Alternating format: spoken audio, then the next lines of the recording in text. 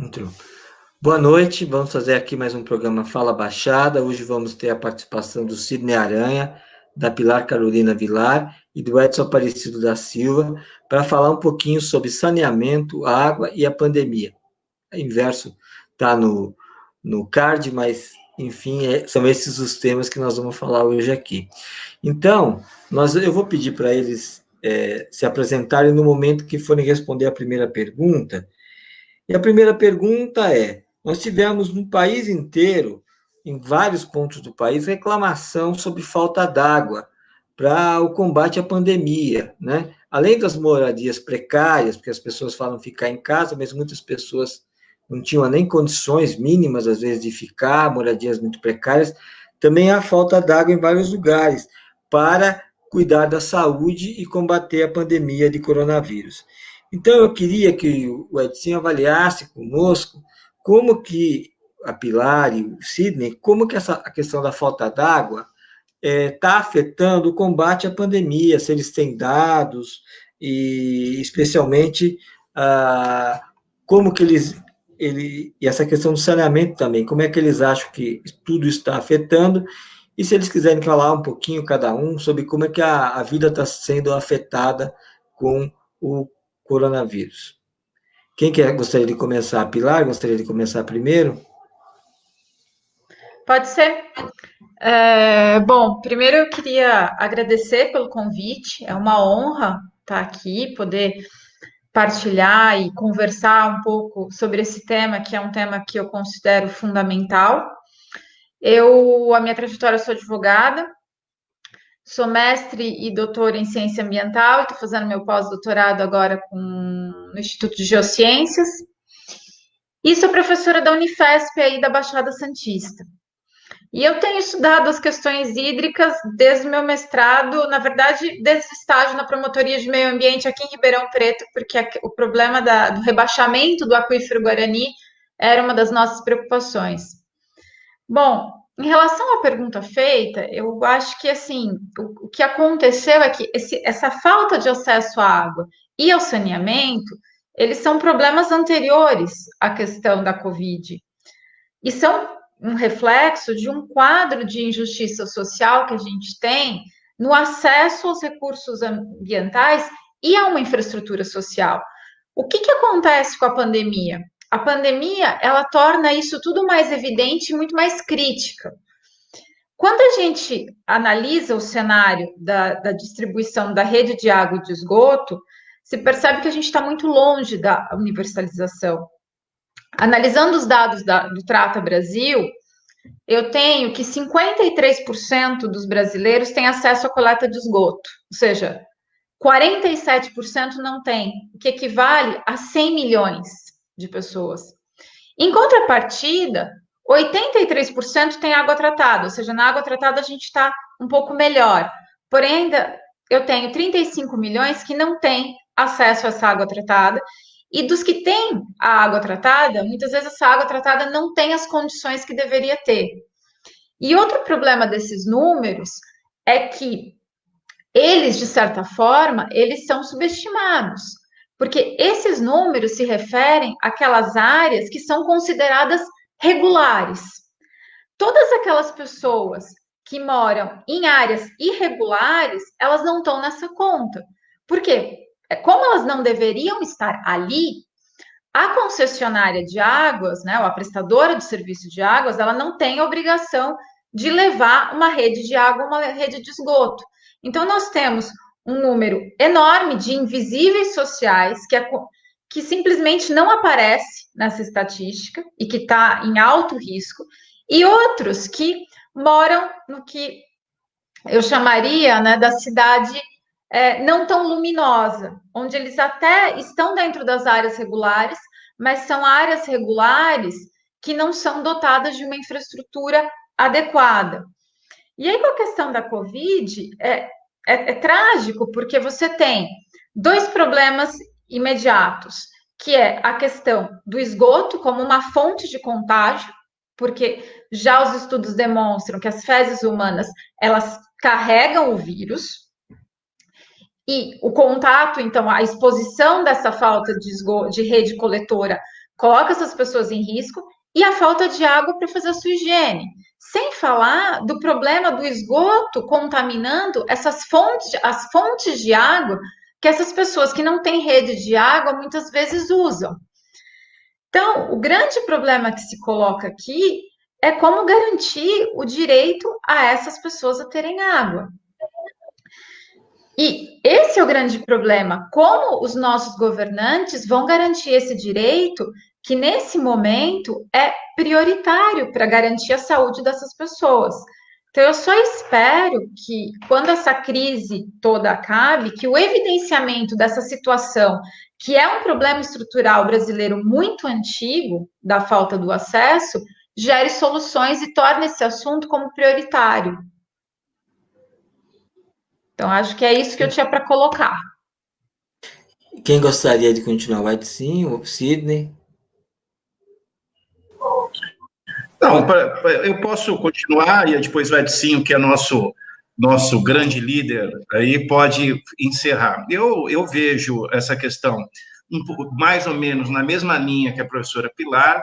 Eu só discordo num ponto. Eu penso que não há óbice legal para que a prestadora de serviço instale água nas comunidades ditas irregulares. É o entendimento meu, é o entendimento que eu desafiei numa ação civil pública aqui no Guarujá, utilizando uma associação de bairros onde não havia água potável, e nós promovemos ali a ação civil pública dizendo que a água é a essência da saúde, é saúde preventiva. Né? E se como saúde preventiva ainda que a pessoa esteja em área irregular e ainda que ela não tenha o título da terra, que é meramente uma escritura, sobretudo a água, não há que se negar isso. Mas eu concordo com a Pilar, com a professora Pilar, no seguinte sentido, que existe o Brasil tem 3 esferas, e aí é muito complicado, desde a 11.445 até hoje, eu acho que o Edson vai poder falar com a gente um pouquinho melhor. Não sei se eu acho que eu caí. Tá tudo bem aí? Não, tá tudo bem. Não, então, desde a 11.445, quando definiram ali que os municípios eram os titulares disso, porque havia aí uma dúvida muito grande sobre isso, depois o STF, uma terrível ação, vai dizer que não é bem assim, que quando a questão é generalizada, quando a questão é regionalizada, então tem que ter a intervenção do Estado.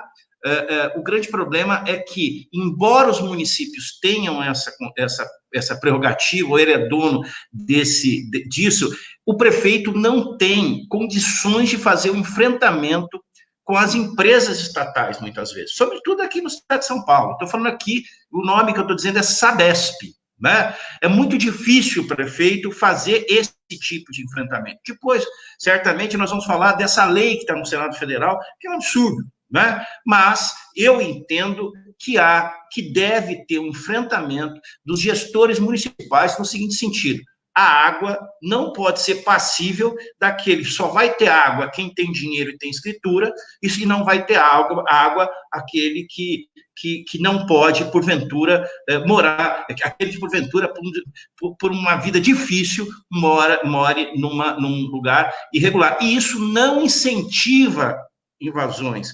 Muito pelo contrário, isso faz com que a prefeitura gaste menos dinheiro na saúde preventiva, porque o índice de doenças diarreicas e hídricas explodem, sobretudo aqui na Baixada Santista. Então, essa é a minha posição inicial sobre esta questão. Edson?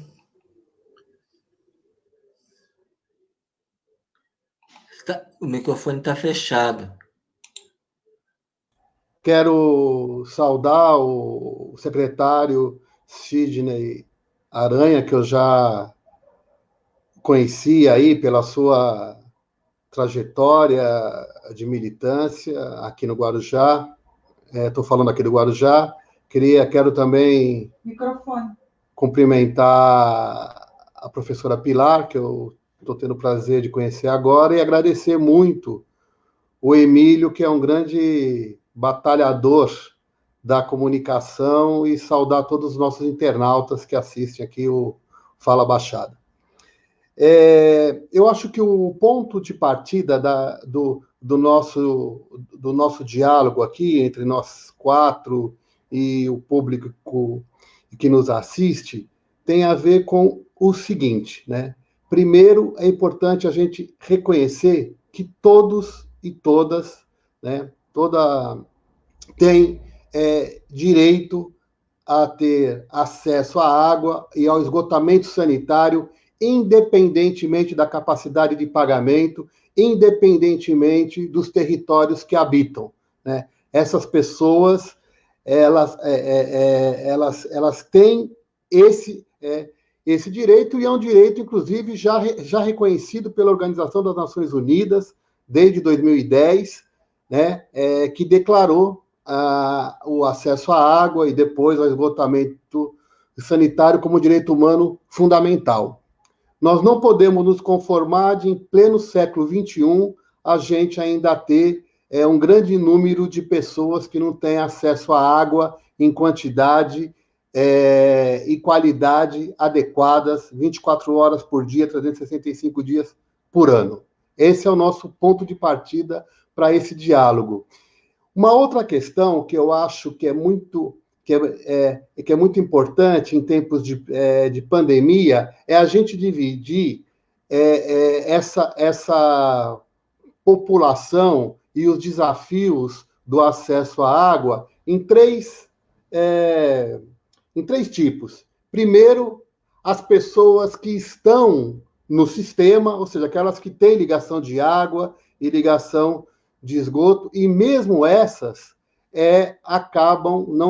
muitas delas acabam não tendo água em tempo suficiente, em quantidade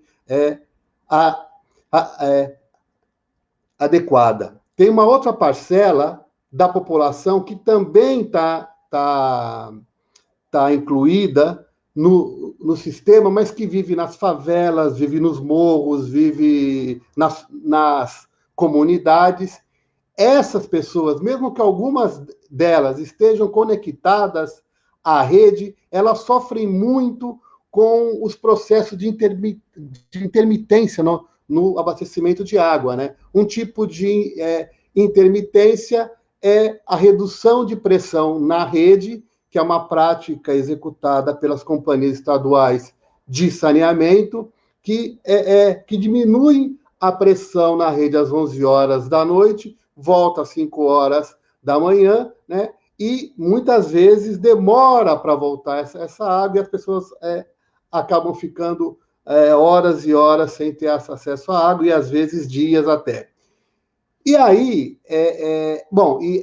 apesar dessa redução de pressão na rede ocorrer em toda a cidade, né, as pessoas que mais sofrem com isso são aquelas que não têm condição de armazenar água, porque sequer as suas casas têm condições de receber a estrutura de uma caixa d'água, não tem reservatório, etc. E você tem uma terceira categoria dessa população, que são os moradores, que é a população em situação de rua, né? Eu estava lendo hoje que na Baixada Santista, nós vamos falar depois aqui especificamente da Baixada, mas que você tinha em janeiro de 2019 uns dados estimados de 1.500 pessoas vivendo em situação de rua aqui na Baixada, né? Esse número, com certeza, a partir da pandemia, deve ter aumentado muito. E essas pessoas que vivem em situação de rua também têm que ter garantido acesso à água, tanto para beber como para fazer a sua higiene. Então, eu acho que esse é o ponto de partida para a nossa discussão. Depois a gente pode aprofundar mais, mas exatamente, né? No momento em que você diz que as pessoas precisam de água, que é o insumo fundamental para não se contaminar, né, com o coronavírus, você ainda vive uma situação como essa. É por isso que o ONDAS, o Observatório Nacional dos Direitos à Água e ao Esgotamento Sanitário, que eu sou secretário executivo, lançou uma carta onde a gente definiu, Sidney, professora Pilar e Emílio, os nossos internautas, 10 pontos emergenciais que deveriam ser seguidos pelo poder público. Primeiro, suspender os cortes de fornecimento de água por inadimplência. Tem que suspender imediatamente o corte das pessoas que não pagam a água, por vários motivos, e agora mais ainda. Interromper a cobrança das contas de água, pelo menos daquela população que está enquadrada nas tarifas sociais dos operadores de saneamento. Assegurar de forma regular a quantidade de água. Nesse caso, a nossa proposta é que, por exemplo, seja suspenso esse mecanismo de redução na pressão na rede, que, na verdade, serve para que as empresas tenham uma redução das perdas de água no sistema. Né? Expandir o abastecimento de água das mais variadas formas possíveis, né, para a população que não é atendida hoje, principalmente as que vivem nas favelas, nas periferias, nos morros, enfim, né? E além de outras questões, e principalmente a gente fazer de tudo para que a população que vive em situação de rua não prescinda de ter água para suas necessidades. Então, inicialmente é isso.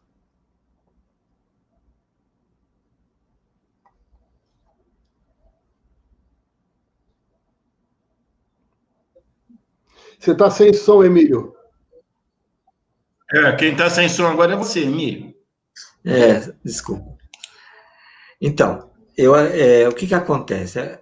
Pilar, Sidney e Edson.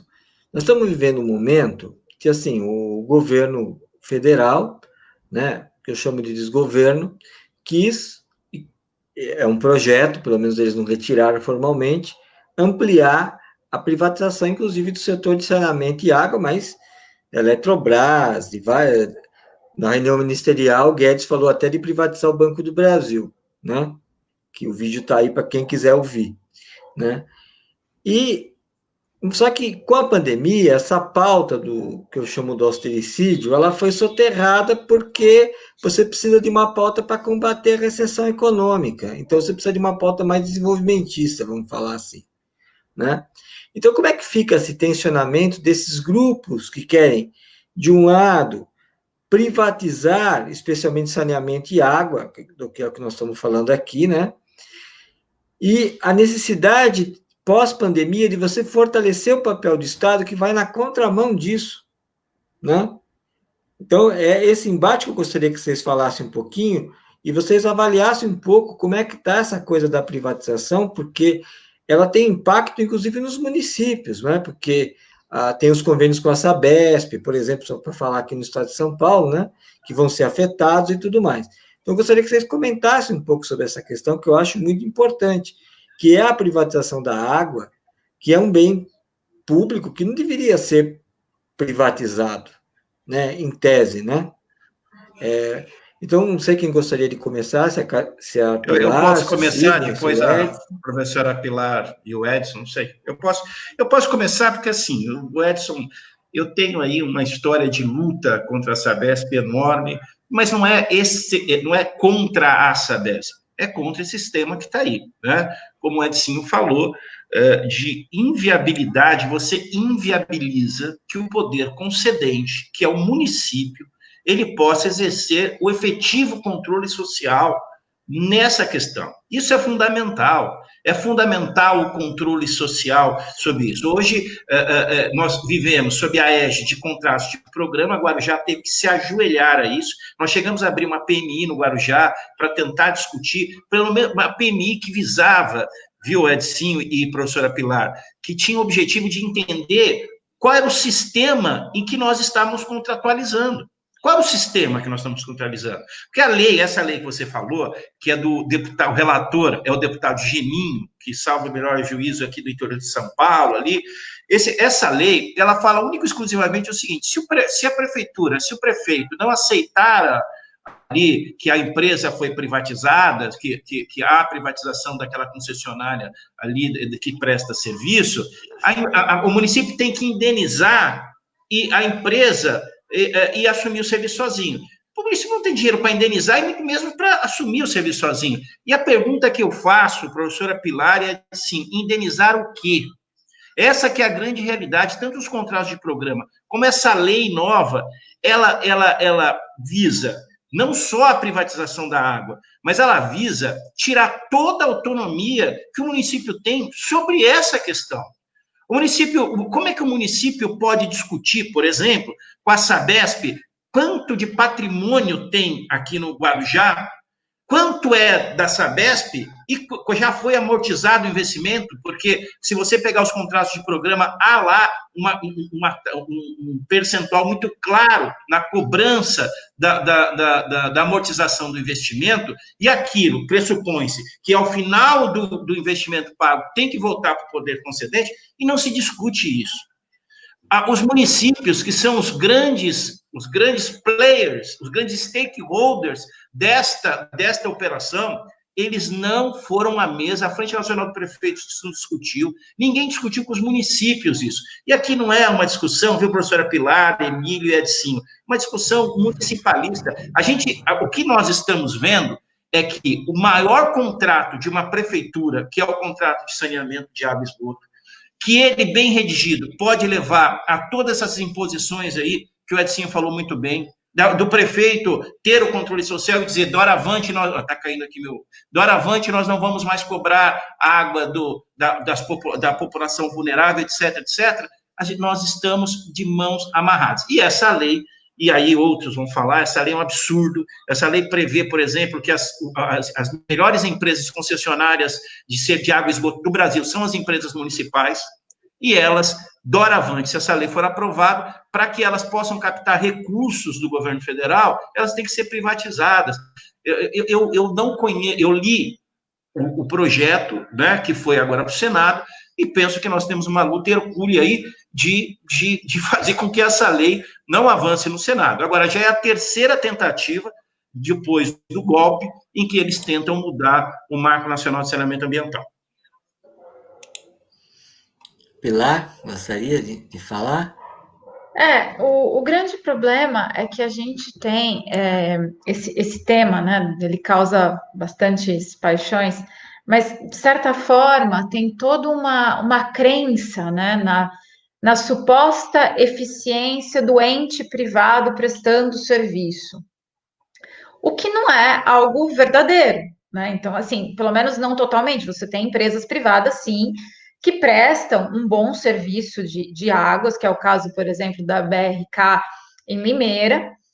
Porém, isso não é uma realidade absoluta, tanto que nós temos inúmeros casos na literatura de cidades que investiram e que fizeram essa aposta no ente privado como distribuidor e prestador de água e prestador de serviços de esgoto, e que o civil é que a tal da suposta eficiência não aconteceu, mas, em compensação, as tarifas subiram vertiginosamente e isso não se reverteu em investimentos. Por outro lado, a gente tem um outro problema, que é a questão das empresas públicas que não são tão públicas assim, né? E aí a questão da Sabesp é um exemplo. Então, quando a gente olha o cenário da Sabesp, a Sabesp, ela tem, o Estado responde por 50,3% das ações, o restante é negociado. E a gente tem o cenário das empresas municipais. Particularmente, eu acho que o grande problema desse projeto é que ele afeta essa possibilidade de matrizes múltiplas que tem que tem nos servido nessa questão do saneamento.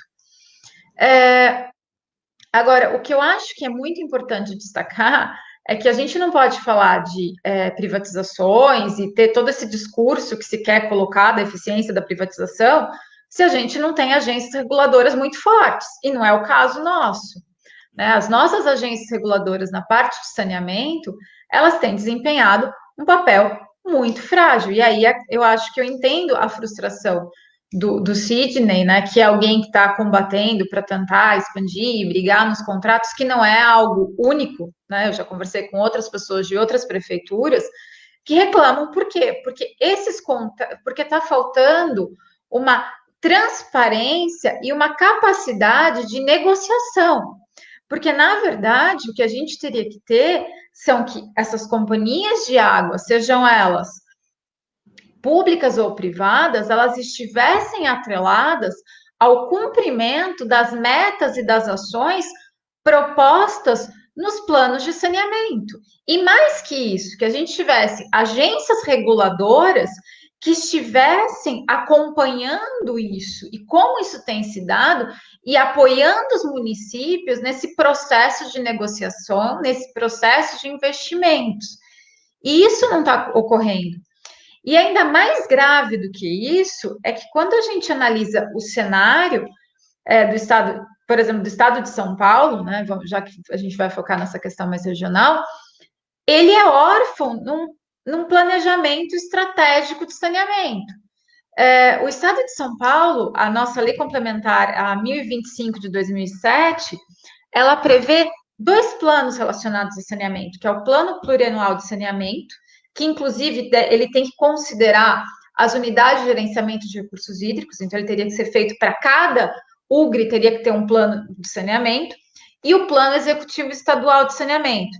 Nenhum desses papéis, nenhum desses instrumentos saiu do papel. Então, a gente está querendo discutir uma questão de privatização, mas a gente não tem metas claras nesse nível estadual. Os municípios, em muitos casos, eles estão aí abandonados, tendo que prestar esse serviço. E agora a gente tem um projeto que amarra mais as condições desses municípios. Então, a gente está querendo, inclusive, tirar esse leque de opções que o município tem, que é contratar com a Sabesp, que é contratar com uma empresa privada, ou que é contratar criar uma autarquia, enfim, uma instituição municipal que preste. Então, esse, para mim, é um grande problema. Então, você ter essa vinculação e, por outro lado, você ter agências reguladoras ainda que têm uma atuação frágil e, por fim, né, essa dificuldade de garantir a transparência e o controle social que a gente tem nessa prestação desse serviço de saneamento. Então, se eu quero informações dessa concessionária, seja ela pública ou privada, eu, como universidade, tenho sérias dificuldades de consegui-las. E olha que eu estou vinculada a uma universidade para uma pesquisa.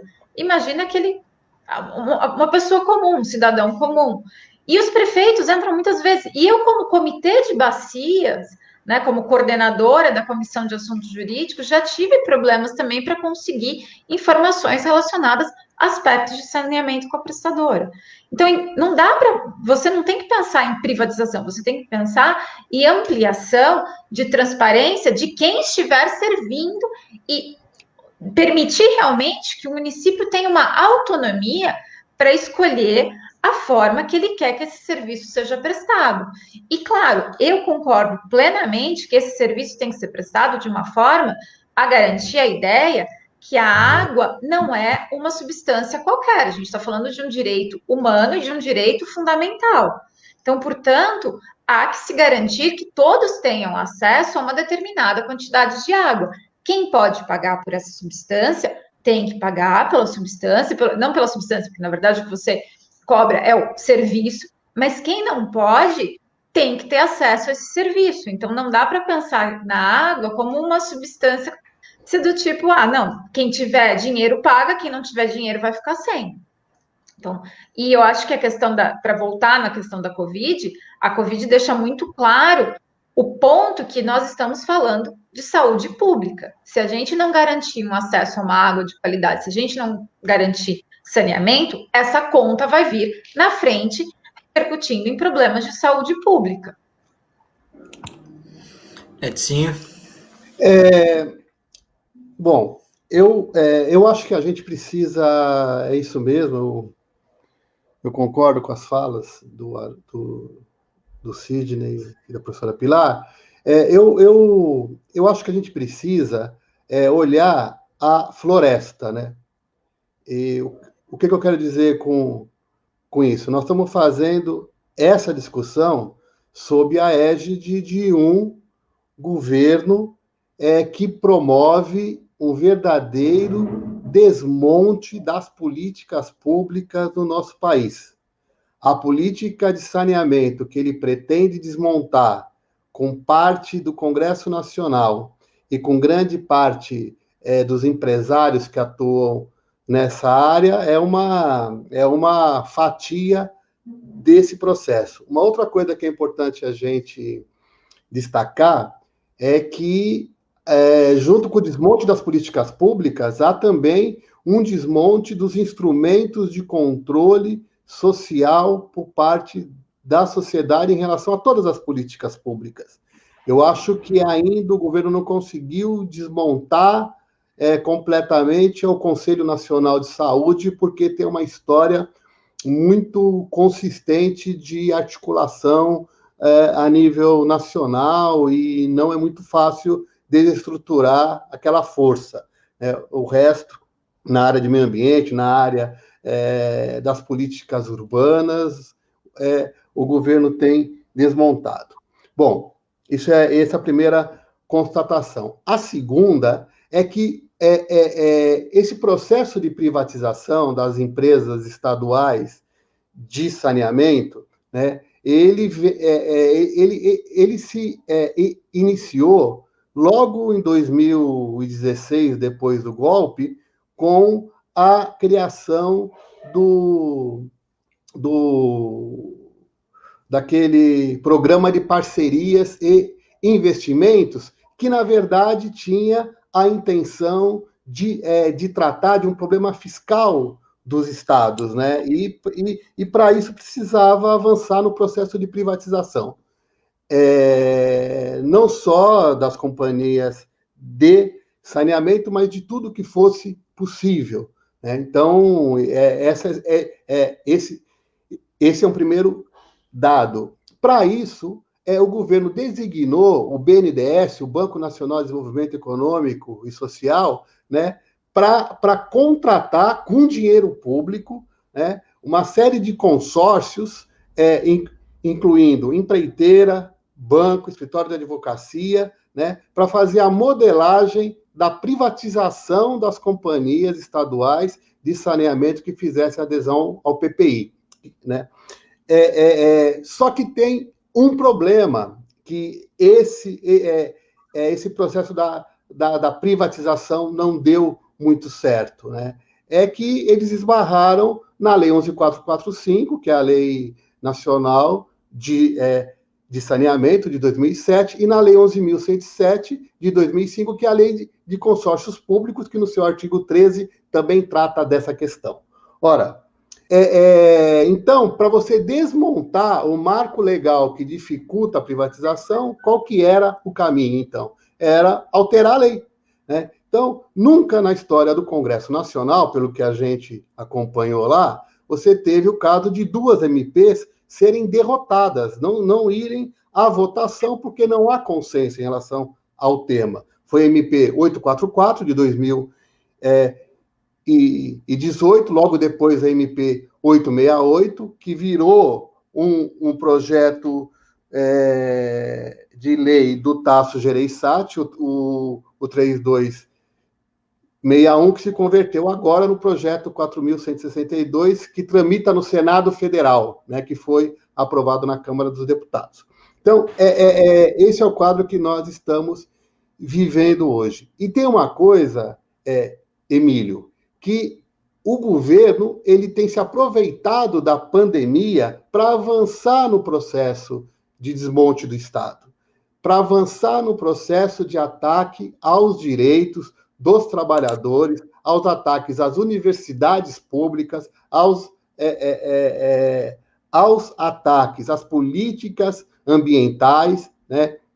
É só a gente ver a última declaração do que diz que é ministro de Meio Ambiente, né? Então, esse é o cenário. Com relação, eu acho que ele tem que desmitificar algumas coisas, né? Eu acho que o Brasil ele tem um problema que começa com a questão das informações. Quando você pega os dados do SNIS, que é os dados que o Trata Brasil trabalha, você acaba tendo uma superestimação do déficit de saneamento no Brasil. Se você pega os dados do IBGE, que trabalha com soluções alternativas, que não são necessariamente as soluções impostas pelas companhias estaduais, você tem um outro número.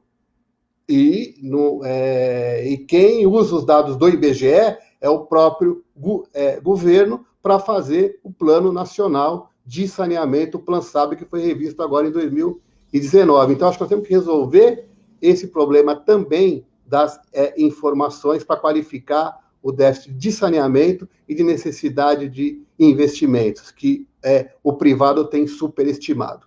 A outra coisa é a questão da eficiência, né? Eu acho que nós não podemos tampar o sol com a peneira. É verdade que o setor de saneamento tem muitos desafios para alcançar a universalização, o setor público, né? Sobretudo nas regiões norte e nordeste do nosso país. Por outro lado, o remédio imposto pelo governo, através do PL 4162, é um remédio para matar o doente. Ele não recupera o doente, né? O que recupera o doente era dar continuidade à política iniciada na área de saneamento em 2003 pelo governo, com a criação do Ministério das Cidades, com a retomada dos investimentos, com a criação do Conselho da Cidade, etc. Duas coisas só, eu já estou me estendendo muito. Uma é que tem alguns exemplos do setor privado. Manaus, né, ela é operada há 20 anos por uma empresa privada, né? Ela tem uma cobertura de coleta de esgoto de 12%. E desses 12% que coleta, só trata 30%. E você tem mais de 60 mil pessoas sem acesso à água na região que tem mais água no planeta, né? Então, você tem outros exemplos, né? Você tem o exemplo de Tocantins, tá certo? Que em 2010, né, separou a BRK, né? Separou 47 municípios que eram rentáveis, de um total de mais de 100 que ela tinha privatizado, e devolveu aqueles municípios que não eram rentáveis, 78, para ter mais exato, para o Estado, que teve que criar uma autarquia para cuidar desses serviços. E nós estamos na contramão do que tem acontecido no mundo, né? De 2000 a 2017, quase 300 cidades foram reestatizadas, foram remunicipalizadas na área de saneamento no mundo, inclusive nos Estados Unidos, na Espanha, na França. Então, esse é o panorama geral que a gente vive hoje. Então, é uma falácia. E, quando fala que tem que mudar a lei para o setor privado participar, é outra falácia. O setor privado, Sidney, já pode participar do setor de saneamento. Você tem a lei 8987, você tem a lei das PPPs, você pode fazer parceria público-privada, você pode fazer concessão plena ou parcial. As condições estão dadas. Se o setor privado não tem competência para se estabelecer, não é mudando a lei que nós vamos avançar no saneamento no Brasil. Muito bem. Aí eu queria fazer uma pergunta agora específica para a professora Pilar sobre o aquífero Guarani, né? Porque o aquífero Guarani é uma riqueza imensa, né, no subsolo paulista de água, né? E é um absurdo que a gente tenha essa reserva imensa e falte água no estado de São Paulo. Eu gostaria de perguntar, porque eu vi que você fez uma pesquisa sobre isso, eu acho que era importante a gente ter um minutinho sobre essa questão. Bom, eu agradeço a pergunta, porque o aquífero Guarani, eu devo a minha carreira ao aquífero Guarani. Então, é um tema que me é muito caro. Eu acho que o principal, como eu vou dizer aqui, conquista do aquífero Guarani foi ter trazido as águas subterrâneas para a discussão, né? Então, eu brinco que o aquífero Guarani é a diva dos aquíferos.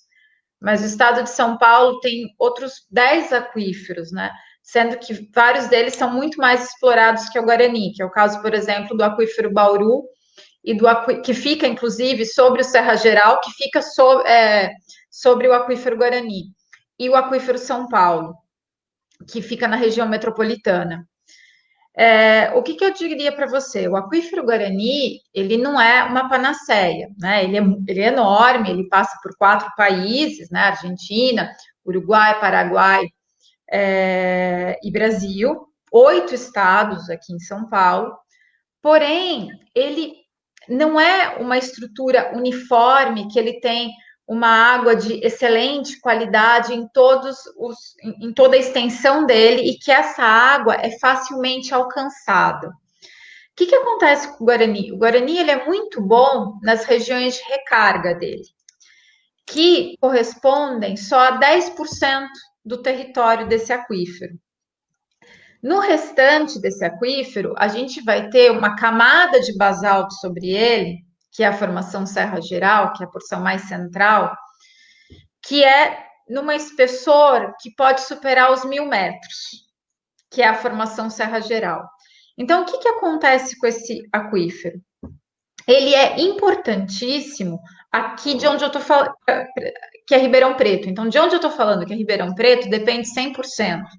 Então, para a bacia do Pardo, para a bacia do Sapucaí Grande, do Mogi Guaçu, do Alto do Parapanema, do PCJ, esse aquífero tem uma importância muito grande, que são justamente onde ficam as áreas de recarga dele. Ele não pega, por exemplo, ele não se estende para a região metropolitana de São Paulo ou para a região da Baixada. Ele até pega aquele oeste paulista, que é aquela região de Presidente Prudente, de São José do Rio Preto. Só que o que acontece ali? Ele está abaixo de espessuras consideráveis de basalto. Então, o custo para fazer um poço e extrair água é consideravelmente alto. Outro problema é o seguinte: como eu estou falando de águas muito antigas, porque as águas que estão nessa porção central desse aquífero Guarani, elas têm mais de 30.000 anos. Elas são o que a gente chama de águas fósseis. Então, eu extrair aquela água equivaleria à mineração do aquífero.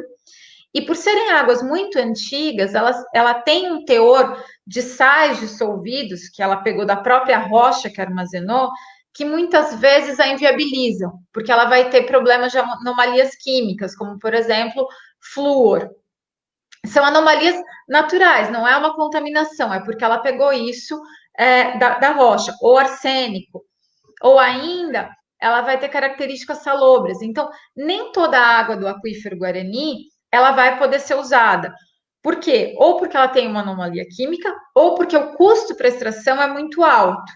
Então, esse aquífero, ele tem um alto potencial em toda a zona de recarga. Aí vocês vão me perguntar, mas por que você falou que é mineração se ele tem uma zona de recarga? Porque os estudos que foram realizados no aquífero demonstraram que a água que entra por essa zona de recarga, ela não consegue atingir essa zona central. Porque, de novo, por mais que a gente compare o aquífero a uma esponja, esse subsolo, ele não é uniforme como uma esponja. Então, a gente tem problemas aí ou de intrusões basálticas que formam uma barreira, ou porque ele está cheio de água e não permite que essa água entre, mas o que se constatou no projeto do Aquífero Guarani é que a água que ingressa nessa área de recarga, ela fica ali naquela área de recarga, ou ela gera pontos de descarga contribuindo para os rios ali da região ou criando nascentes. Então, o Guarani, ele não vai resolver os nossos problemas, mas ele pode ser parte da solução para uma série de regiões. Mas já que você me deu essa deixa, eu queria fazer a propaganda que as águas subterrâneas, elas têm um papel fundamental no estado de São Paulo, sendo que 457 municípios paulistas são abastecidos por água subterrânea, sendo que 331 é forma exclusiva. Outros 126 é misto, é água superficial e subterrânea. E um outro dado importante é que o Trata fez um estudo, nesse eu participei junto com o professor Ricardo Birata e outros professores ali da geologia, que diziam que esses municípios que aproveitam a água subterrânea, a maior parte são pequenos municípios. São municípios que, se eu fosse pensar numa estrutura de tratamento de água, eles não teriam como viabilizar. Então, o bom da água subterrânea é que ela é uma água de boa qualidade, muitas vezes de qualidade superior à água superficial, e de um custo de tratamento muito barato, que a única coisa que, na maior parte das vezes, eu vou precisar é fazer a cloração e distribuir. Então, para os pequenos municípios, a água subterrânea ela é fundamental para a segurança hídrica desses municípios, né? Então, é algo que as pessoas normalmente não percebem a importância que essa água tem. Além disso, elas contribuem para o fluxo de base dos rios. Então, muitas vezes, quando a gente capta a água para distribuir essa água superficial, tem um aporte ali de água subterrânea. Então, a importância de se pensarem nelas não só como uma fonte hídrica, mas também de protegê-las. E aí, sistema de perda de rede de esgoto é um problema para a água subterrânea, porque ele vai contaminar uma fonte hídrica que, em muitos casos, é a única fonte hídrica que o município tem condições de arcar para distribuir para os seus munícipes. Era Obrigado. Só isso. Desculpa se eu me alonguei, mas é que eu adoro esse tema. Não, tranquilo, mas vamos... Deu uma aula, né, Emílio? Deu uma aula. Agora, Edson, nós aprendemos, né? O Edson quer falar. Pode falar sobre esse tema. Liga o seu microfone. Bom, primeiro que eu queria agradecer a aula da professora. Achei muito, muito bom.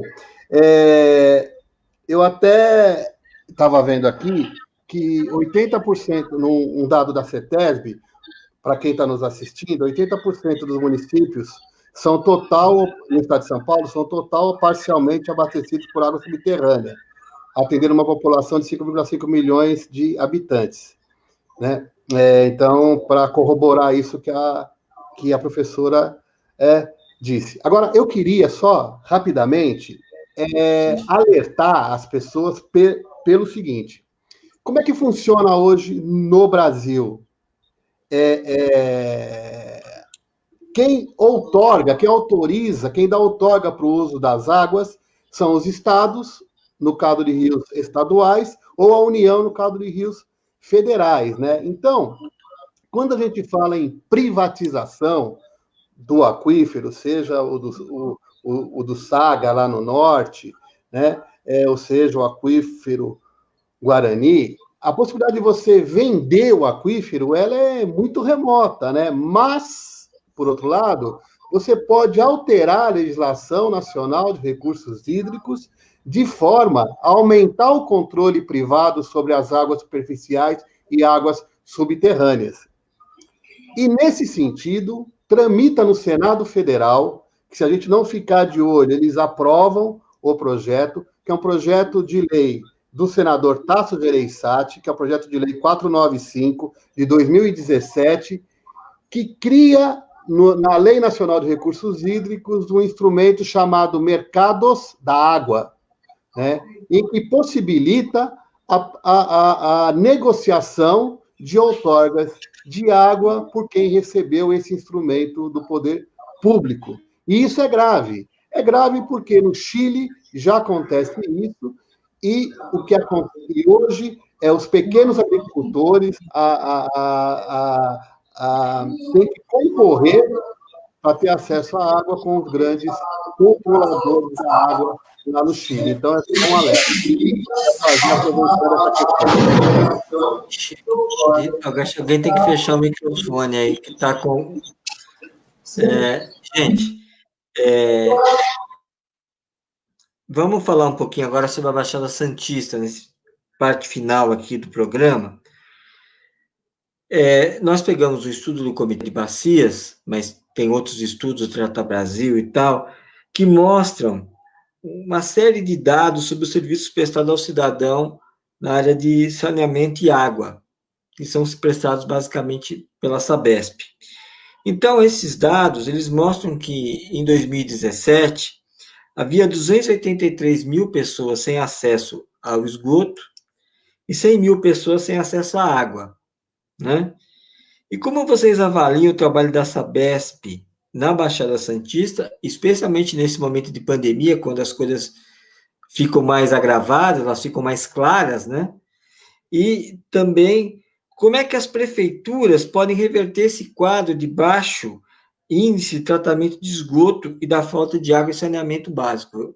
Eu acho que essa é a pergunta, talvez o Aranha pudesse falar um pouco mais sobre as prefeituras e o Edson e a Pilar falar um pouquinho mais sobre os dados, se quiserem. Aí vocês vejam como vocês preferem fazer, tá? Quem gostaria de começar? Tudo bem, pode ser, não tem problema nenhum. Pode ser? Vai lá, Aranha. Pode, claro. Então, olha, deixa eu só... Eu vou tentar falar rápido, e assim, eu tenho amigos meus que são funcionários da Sabesp, que estão aqui na live, aqui, viu, Pilar, professora Edcine aqui, tira o pé, Aranha, tira o pé. Assim, não é uma questão pessoal, longe disso. Mas eu quero só, já que vocês estão falando do Trata Brasil, hoje também dei uma olhada aqui por cima, então tem aqui um relatório do Trata Brasil de 2019, para falar da região, de acordo com o Trata Brasil, e aí os dados, concordo plenamente com a Edcine Capilar, o que a gente não tem é informação segura, mas os dados colocam que Santos, nas 100 cidades ranqueadas do Brasil pelo Trata Brasil, Santos está em primeiro lugar, é a segunda do Brasil, né? Tem um alto índice de eficiência questionável, mas tem. A Praia Grande está em segundo lugar na região, está 29ª no Brasil. Guarujá está em terceiro lugar na região, a 53ª. São Vicente está em quarto lugar, 56º. Aliás, isso que o Edcinho falou hoje, eu fiquei muito impressionado também, não sabia, viu, Edcinho, da ineficiência da questão do tratamento de água, disponibilidade de água, da demanda das cidades do norte do Brasil, onde tem uma abundância de água, lá nós temos problemas gigantescos. Eu quero chamar a atenção a população, a professora Pilar vai começar a fazer um trabalho com a gente, a professora Pilar está na equipe que vai fazer o nosso plano municipal de recursos hídricos.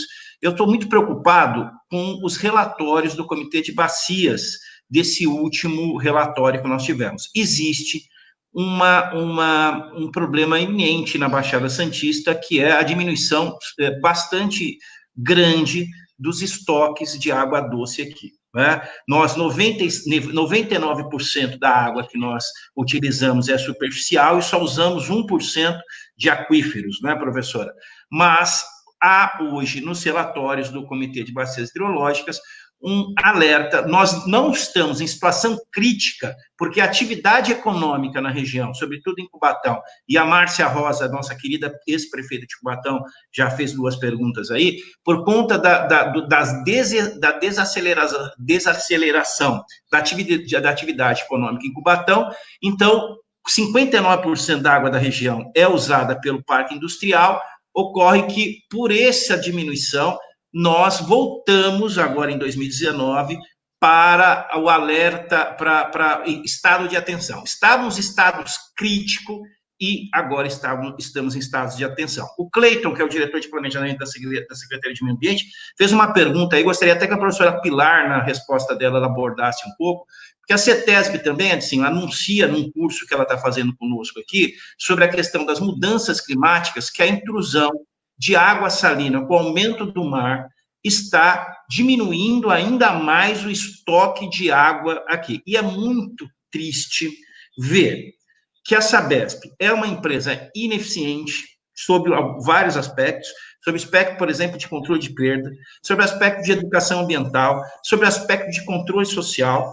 E, só para você ter uma ideia, nós contratualizamos a duras penas com eles o ano passado, com voto vencido meu lá, mas esse ano nós já tivemos um problema na temporada. Acionamos, viu, professora Pilar, a agência reguladora. E, para minha surpresa, a agência reguladora do Estado de São Paulo veio e fez uma auditoria e comprovou que na alta temporada 31,37% de água a menos foi ofertado em relação ao ano 2018.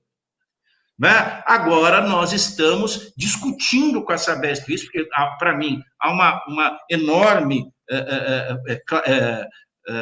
multa aí, de cláusula contratual, uma série de coisas, porque a época que nós mais precisamos, sem falar isso, há uma ação civil pública com as triendes lá, com o preceito combinatório, porque a Sabesp tinha que efetivamente fazer aqui um plano de emergência e não fez, e nós tivemos todo esse problema.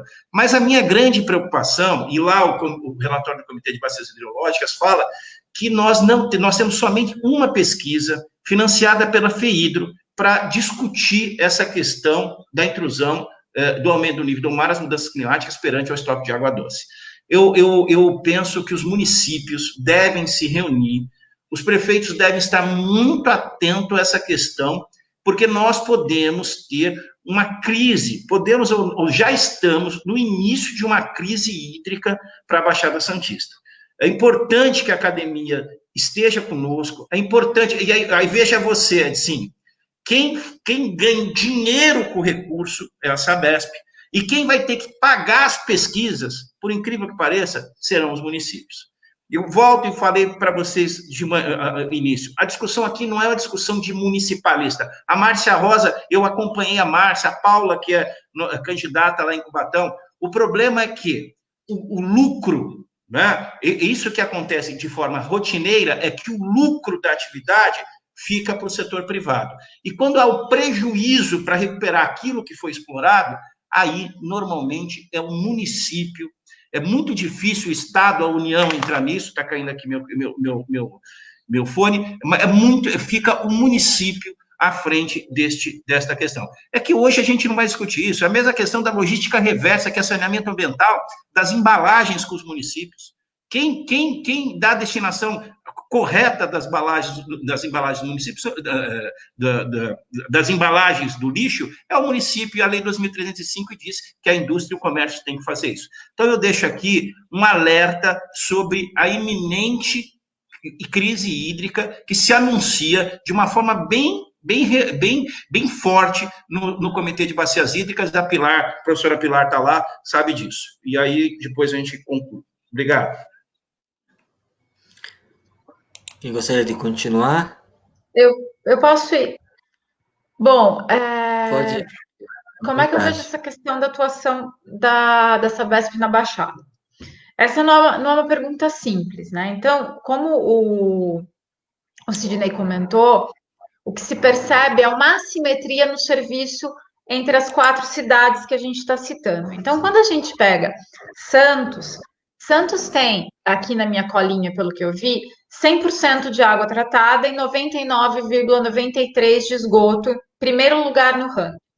Então, a gente pode dizer que, apesar, né, de ter esses números, eles têm problemas, porque aqui a gente não está incluindo as áreas irregulares, e eu não vou dizer que eu concordo com isso, mas é assim que tem funcionado, a não ser que eu entre judicialmente e cobre isso das prestadoras, e aí se entra uma briga entre a questão do direito humano à água, do direito de consumidores, com questões de direito urbanístico e aspectos contratuais.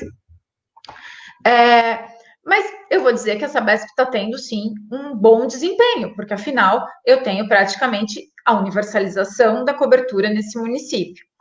Quando eu vou para a situação de Praia Grande e de São Vicente, são cidades que elas estão na faixa dos 90, então é 91,27 e 91,88 de água, ou seja, tem um bom desempenho na questão de água, não é excelente, mas tem um bom desempenho.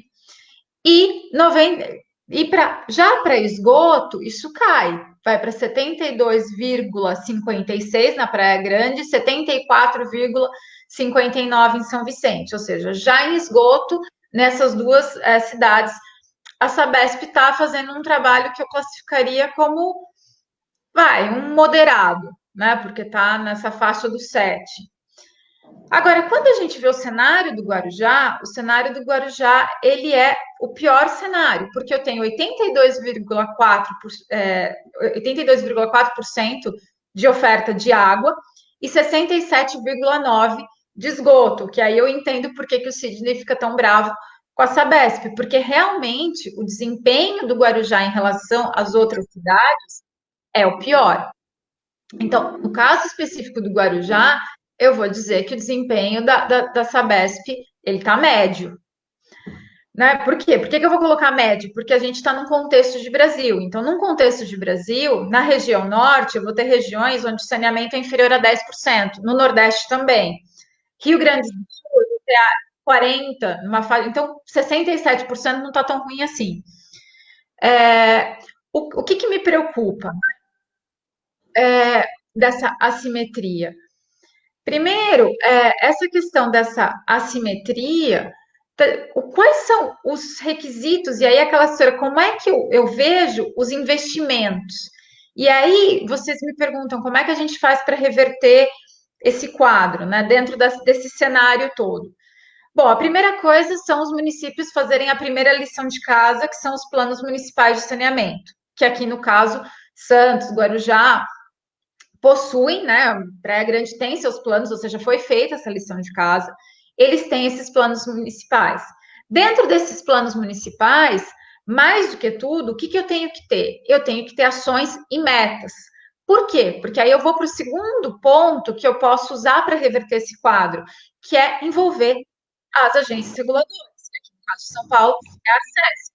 Por quê? Porque a atuação da Arcesp para verificar se a companhia de água, se a prestadora de serviço de água está ou não cumprindo o seu papel, é como eu estruturei as metas de cumprimento, de expansão dessa rede nesse plano. Então, além do instrumento contratual, esses planos de saneamento é que vão ser o norte da atuação da companhia. Então, se eu não incluir isso no plano, fica muito complicado eu exigir isso da companhia e usar a intermediação da agência reguladora. Outro ponto é a questão contratual, é brigar com as prestadoras e tentar conseguir melhores condições nesses contratos, nem que eu tenha que, para isso, de novo, recorrer à agência de regulação. Além disso, a necessidade de eu criar mecanismos de controle social. E aí a gente já tem várias da criação de conselhos municipais de saneamento. Da mesma forma que eu tenho o conselho, os comitês de bacia, os conselhos municipais ou comitês municipais de meio ambiente, criar conselhos ou comitês de saneamento. Eu ainda tenho a possibilidade, e que isso funciona, da ideia do poder de polícia do município de verificar se essa prestadora está cumprindo as cláusulas contratuais, e se ela não estiver contribuindo, tentar exigir isso. E a outra possibilidade que eu tenho é acionar o Ministério Público. Na época que eu era estagiária no Ministério Público, o promotor de meio ambiente chamou o DAERP, que é uma entidade, é uma autarquia municipal de prestação de serviço de água e esgoto aqui de Ribeirão Preto, porque se entendia que a gente tinha todo um problema relacionado a isso que vocês estavam falando, da falta de água, de vários bairros que tinham problema de falta de água, sem falar do problema do esgoto. Então, foi firmar pactos com a companhia de água para que isso fosse prestado. E outro ponto é que o município, que aí é uma outra tarefa que cabe ao município, que é transformar essas zonas irregulares no seu planejamento urbano em zonas especiais de interesse social. Sim, Caio. Eu entendo que o pessoal muitas vezes reclama e fala assim, nossa, é o direito... eu vi um dos comentários, não dá para você vincular o acesso à água a questão da regularização fundiária. Eu concordo como cidadã com essa premissa. O problema é que, do ponto de vista jurídico, isso gera um embate jurídico, onde você vai ficar brigando com a concessionária para que ela preste o serviço naquelas áreas, e a concessionária vai usar essa questão da regularização fundiária como uma desculpa para não querer prestar o serviço. Então, o melhor que eu tenho que fazer como prefeitura é buscar regularizar. Ou então verificar se dá para regularizar, dá, não dá. Eu voltei. Impedir que essas áreas realocar essas pessoas. E, por fim, a ideia é de se criar políticas habitacionais, né? Porque enquanto eu não resolver o problema da moradia, eu vou ter um problema relacionado à falta de água e o problema do esgoto, porque eu vou ter sempre essas ocupações regulares. Então, eu acho que essas são as ações que, como município, eu posso tomar para contornar e para melhorar o desempenho da Sabesp, que é a prestadora da região aí da Baixada, né? Principalmente desses 4 municípios que a gente está dando mais destaque, que é o Guarujá, Santos, Praia Grande e São Vicente. Ela tem potencial para ter um desempenho excelente, como ela tem em Santos. Mas esse desempenho na Praia Grande, em São Vicente, tá bom, ainda não é o ideal, porque o ideal tem que ser a universalização, e no Guarujá tá médio. Então, o Guarujá é quem tem realmente que cobrar muito da Sabesp nesse ponto. E é isso que eu tinha para dizer. Eu ia passar para Petinho, mas antes de passar, eu queria só lembrar uma coisa, que aqui no estudo do Comitê de Bacias, o tratamento de esgoto, isso aí que o Felipe falou, na região é de 15%. Então, a gente tem a coleta, mas o tratamento é muito baixo. Então, eu queria tomar essa ação com o Edinho, e se ele quiser falar de outros dados, fique à vontade. Bom, esse tema é muito empolgante, né?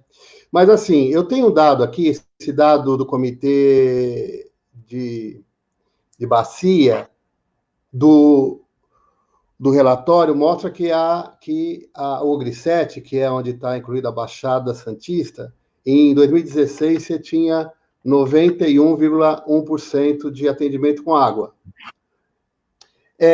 Parece um número alto, né? É alto para quem não está nos 10% que não tem água, certo? Você pega uma população de 1.800.000, você deve ter 180 mil pessoas que não têm acesso à água. Então, é importante a gente sempre transformar dados percentuais em números absolutos, né? Isso é uma questão importante também, porque são pessoas que não estão tendo acesso à água, né? Essa é a primeira questão. A segunda é que você pode usar vários dados. Então, eu peguei o relatório de águas da CETESB, publicado em 2019 e de 2018. Né? A Baixada, né, Santista, dentro de um índice que se chama Indicador de Coleta e Tratabilidade de Esgoto da População Urbana de município, chama ICETEM, né? A Baixada Santista, ela está com nota 2,57, numa nota que vai de 0 a 10, segundo a CETESB. Ela está pior do que o Alto Tietê, que é a principal bacia, né, que tem nota 5,2, né? Está pior do que o Litoral Norte, que está com nota 5,1, e pior do que a bacia do Rio do Peixe, que está com nota 5. Ora, por que isso acontece, né? A elevada carga remanescente de esgoto, ela é reflexo da disposição oceânica por meio de emissários submarinos que, embora afastem o esgoto, possuem eficiências muito baixas na remoção da carga orgânica, de DBO. É uma briga antiga da CETESB com a Sabesp, porque a CETESB argumenta nos seus relatórios que a Sabesp não atende à portaria do CONAMA que trata desse assunto.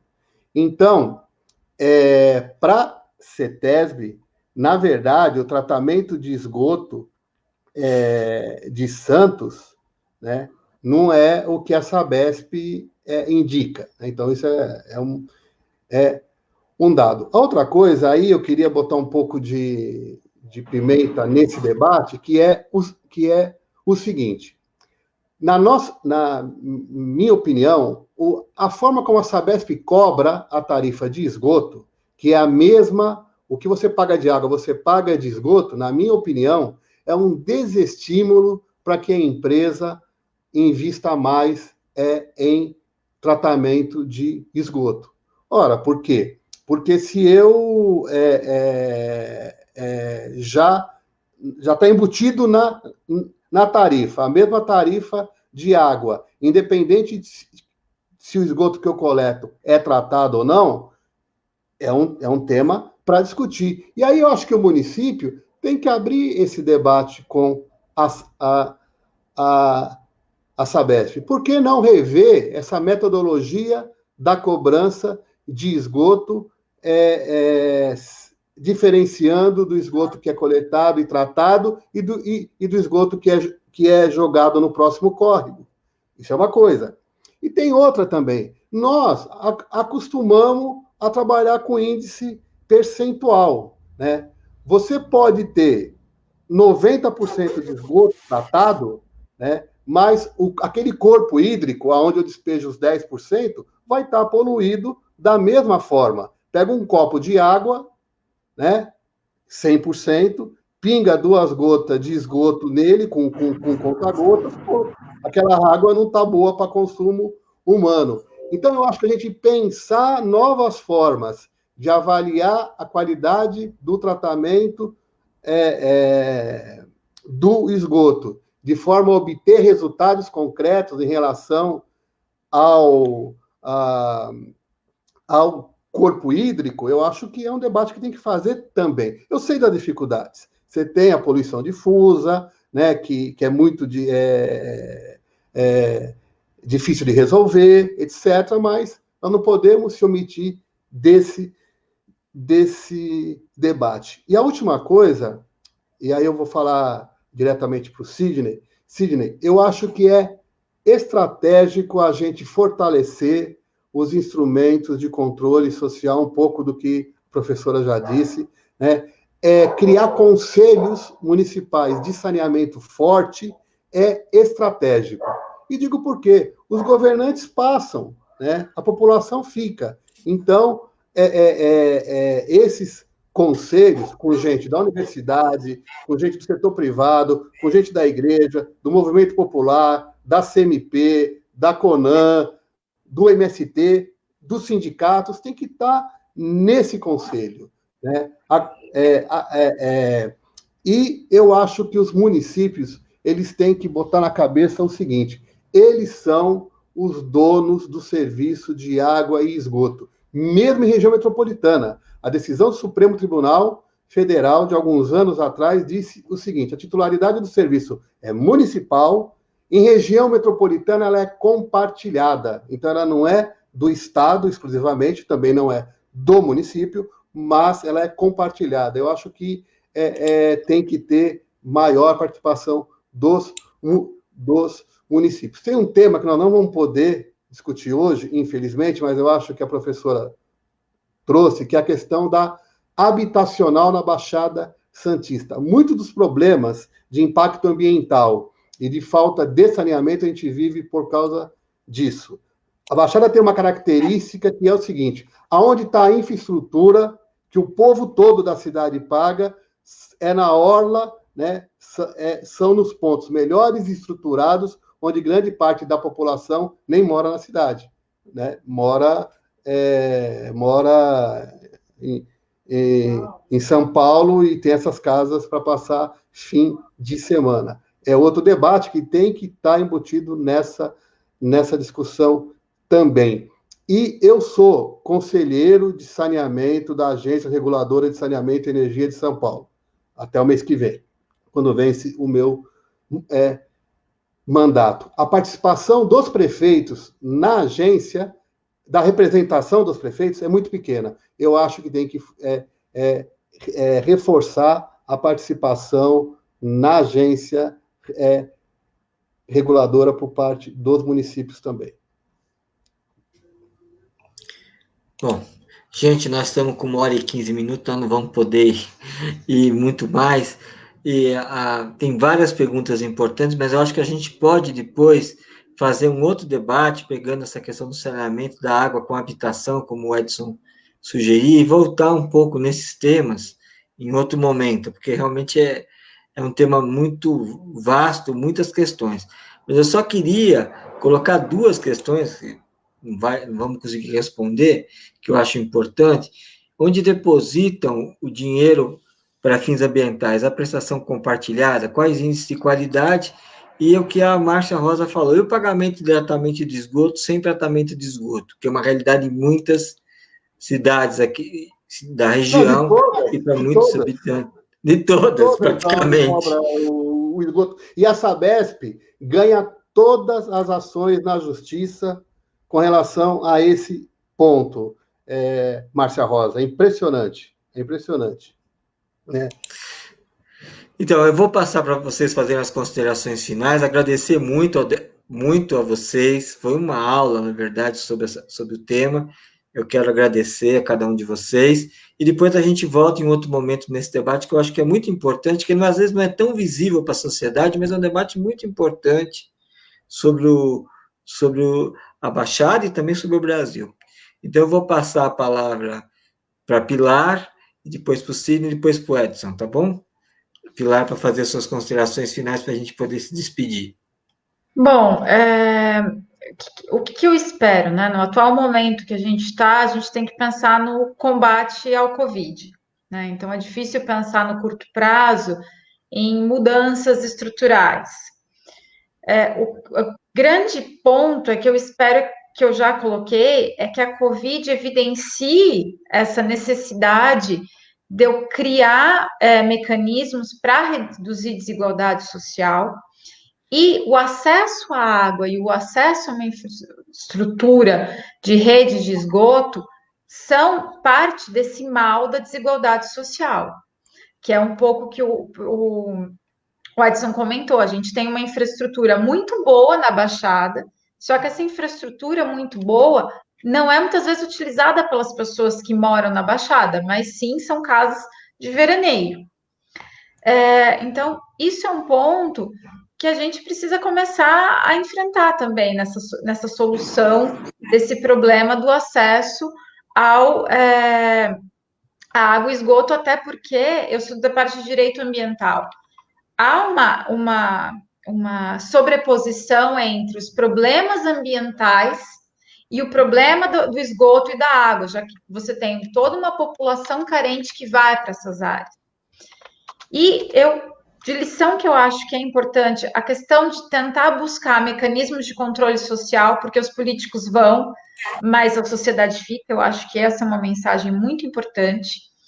E, principalmente, esse fortalecimento na questão da água, para uma das perguntas que eu vi, que eu acabei não respondendo, que é a ideia das mudanças climáticas. Então, qual que é o impacto nos recursos hídricos? O impacto nos recursos hídricos é que vai aumentar a minha imprevisibilidade hídrica.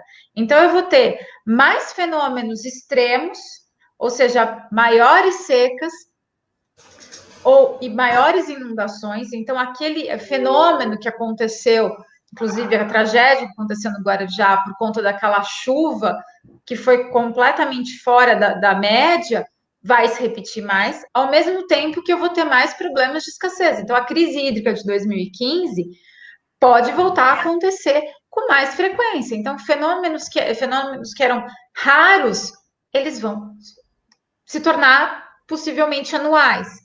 Então, nós temos que ter um sistema hídrico que aposte na resiliência, que aposte em múltiplas soluções, hídricas e que principalmente tem um sistema de saneamento que não inviabilize as minhas reservas hídricas.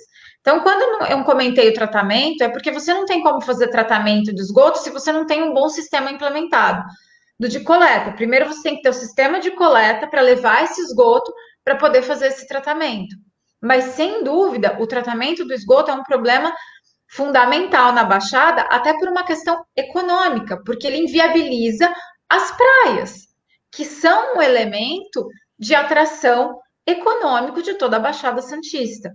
Então, tem muito para fazer, há um processo que não vai se resolver do dia para a noite, mas, assim, eu acredito que esses debates que a gente está promovendo fazem parte dessa solução. Mas, além disso, temos que cobrar das prestadoras e temos que cobrar dos municípios, porque, bem ou mal, são eles que são os titulares, porque eles são quem vão ter que atender essa população local. O serviço de saneamento é algo local, então o município ele tem realmente que ter um papel protagonista nesse assunto. E era isso que eu tinha, e por fim eu queria agradecer o convite, a oportunidade, e desejar uma boa noite a todos. Bom, quero agradecer também a todos. Acho que foi um debate maravilhoso. Não dá para esgotar esse debate nessa live. Penso que nós temos que fazer outros. Temos que discutir essa questão da ineficiência do esgotamento sanitário, do tratamento do esgotamento sanitário na região. O Edson falou aí das ações. É impressionante como a Sabesp ganha inúmeras ações. Por exemplo, recentemente ela ganhou uma, soube através do GAEMA, na questão do Covid. A professora Pilar falou aí no início sobre, hoje, devidamente comprovado, que o esgotamento do esgotamento sanitário é um veículo de transmissão. O GAEMA entrou com uma ação para que tivesse medidas preventivas e o Judiciário não acolheu o pedido do Ministério Público. Salvo o melhor juízo, também o Ministério Público, embora com vários laudos da CETESB sobre a questão da ineficiência dos emissários submarinos, o Poder Judiciário também não acolheu. E penso, tem toda a razão, não sabia que há, digamos assim, uma omissão dos prefeitos na Arcesp.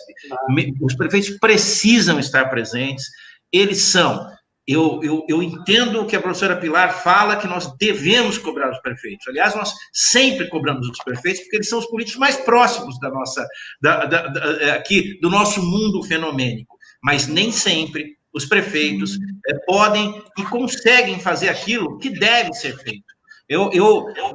A professora Pilar falava sobre o cumprimento de metas do Plano Municipal de Saneamento. Ela tem toda a razão, só que o contrato diz que o contrato assinado entre os municípios, o contrato padrão assinado entre os municípios e a Sabesp diz que os investimentos ali preconizados são meramente expectativas. Eles não falam que são efetivos, que eles são pactuados, que eles são cláusulas contratuais, eles são meramente expectativas. E outra coisa, ainda que o município seja o titular, aquela questão do subsídio cruzado, aquela questão do enfrentamento regionalizado, o contrato permite que parte do investimento que se previu, por exemplo, para investir no Guarujá, uma eventual crise hídrica possa ser gasto em Praia Grande e se dá, e o prefeito tem que se dar por satisfeito, porque esse investimento é regionalizado.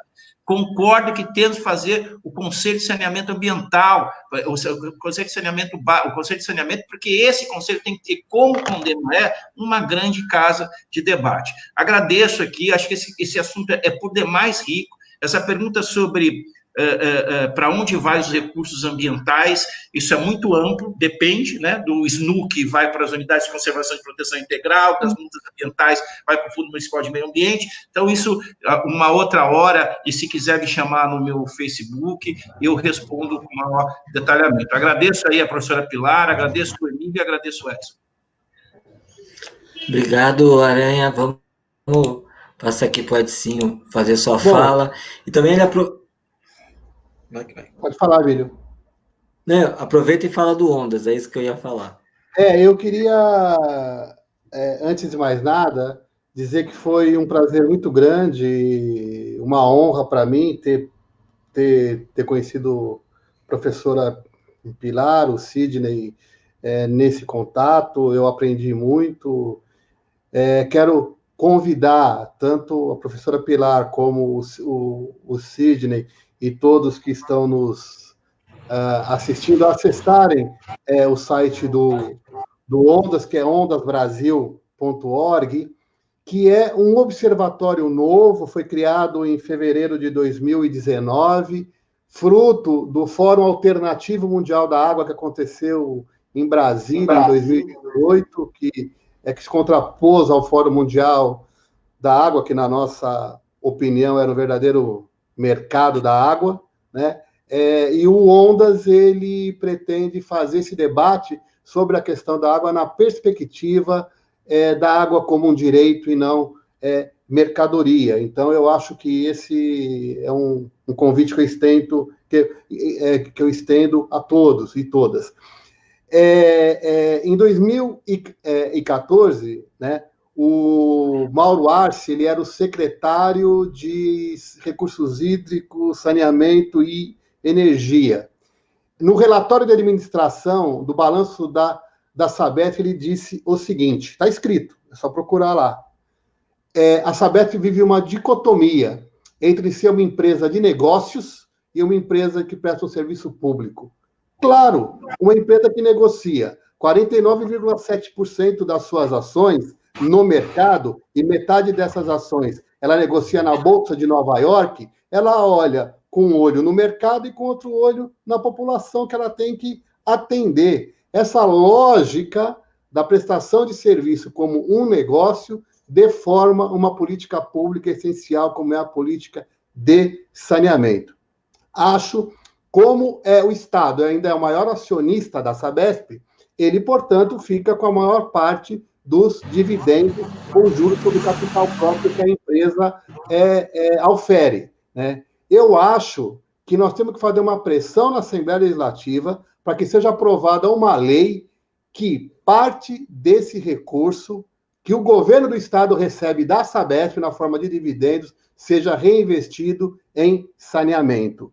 O meu amigo Nivaldo Santana, quando era deputado estadual pelo PCdoB, apresentou um projeto de lei na Assembleia Legislativa onde ele propunha que 80% dos dividendos da Sabesp do governo do Estado fossem reinvestidos em saneamento. Então, acho que nós temos que retomar esse debate.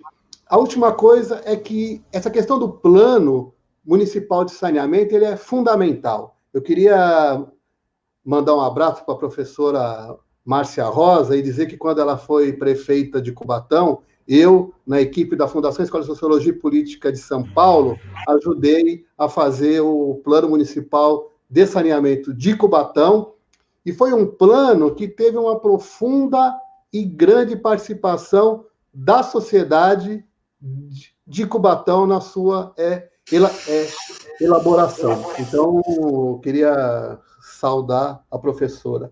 Então, eu acho que é isso. Acho que nós precisamos lutar contra a aprovação do PL 4162, porque, dentre outras coisas, ele acaba com o protagonismo do município, ele acaba com o subsídio cruzado, que é um mecanismo que permite com que os municípios mais rentáveis garantam saneamento para os municípios que não são rentáveis. É isso. Muito obrigado a todos que tiveram a paciência de nos ouvir, de me ouvir até agora.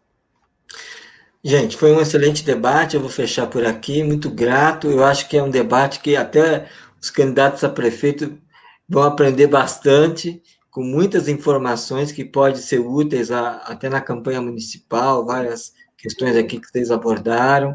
Eu acho que foi um debate muito rico, e então eu vou fechar por aqui, agradecer a todos. No domingo que vem nós vamos voltar para fazer um debate sobre rede de solidariedade aqui na Baixada, nós estamos fechando os nomes, e assim nós vamos tratando de vários temas da Baixada Santista, e a gente pretende voltar a esse tema, porque eu acho que ele é muito importante. Um abraço, gente, muito obrigado a vocês. Se vocês quiserem ficar depois um pouquinho, depois da live, para a gente conversar, podem ficar. Um abraço.